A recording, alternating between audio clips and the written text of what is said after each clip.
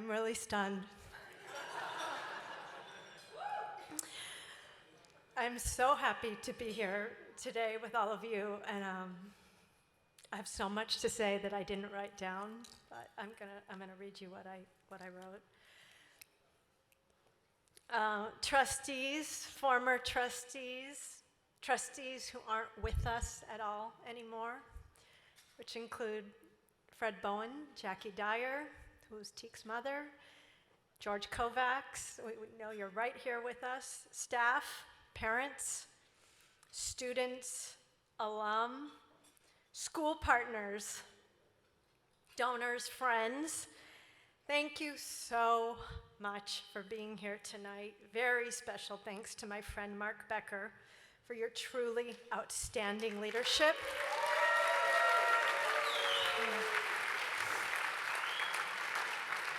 You're an exceptionally humble human being and generous human being. For 10 years you've spent with us, making us stronger.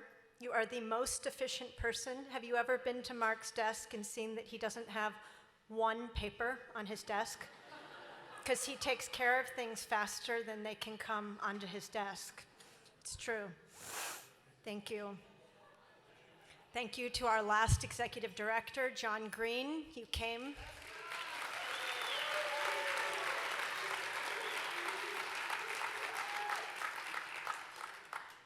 John Green, many of you know, was a real friend to TEAK when we had nothing. As an admissions director at Petty, then as the head of Petty, and he now says that when I came to see him for the first time, and then I left his office, he was really nice to me, and then he told the person next to him, it'll never happen. Not only did it happen, but we dragged him into our web. He came for a few years to help us. He stayed for 6, took us to the absolute top. God bless you, John Green.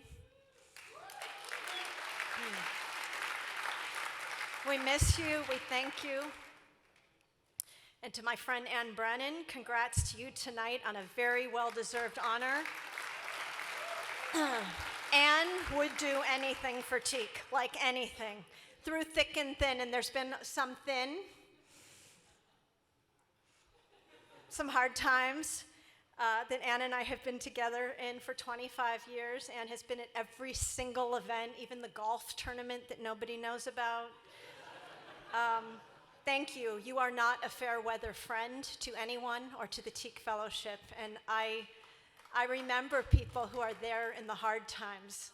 And we are almost a quarter of a century old, so we have had some hard times. And Ann and Henry McVeigh, who's so modest. I don't know why he wasn't like up there with Ann and wanted to present to Ann, and should have been me presenting to Ann and Henry. God bless you both, because you really were a team. But tonight was about Ann.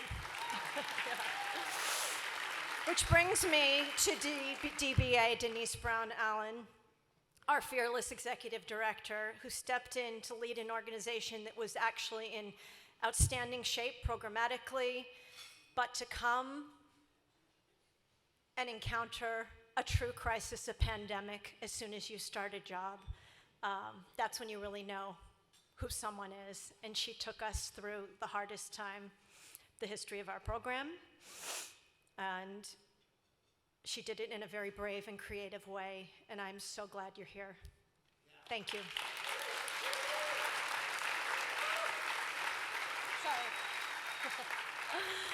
Today, on our 24th, I remember TEAK Dyer. I like to say her name at every single one of these events. She was my best friend. Her life was cut short when she was murdered in 1988, when we were both 18 years old in Los Angeles, where we grew up. And today I remember DeWitt White, who was also murdered at the same age, my student 10 years after TEAK. My student at Riverdale Country School in the Bronx, where he was a member of Summer Bridge at Riverdale, a program for public school students that I ran at the time. And DeWitt was murdered also. And it was on that day in 1997 that I knew we needed to do more and we needed to do better and to start this fellowship.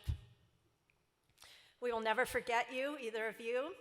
We will keep saying your names. We will keep you in the light with us. The wonderful lives and accomplishments of the TEAK Fellows will keep you in the light. The fellowship honors you every single day by supporting low or no income, brilliant young New Yorkers from every background. At TEAK, we believe a meritocracy. We believe in a meritocracy in that making good on the American dream is something we can do. The brightest, most hardworking students deserve a place at America's best education institutions. Meritocracy is what makes America work. It is the lifeblood of the American dream, and it is how we measure our success. Sometimes I think about how I want to protect this place forever, and I know we won't be able to do that because we won't always be here. And I've worried so much over the years what will happen when we're not here and how much we don't want our work to be in vain. And I, in the last few years, do not worry as much because our oldest fellows are, how old are you, Taivu? 35 years old. We actually have 2 members of our original class at my table. Mr. Taivu and Dr. Rashida Green. Yep. And then we have 2 members of a class pretty close to that class, Agatha and Elizabeth Patterson. I get so much energy from being around the older fellows because I know that they will be here and take care of everything. They are fierce, they are brilliant, and they are grown up.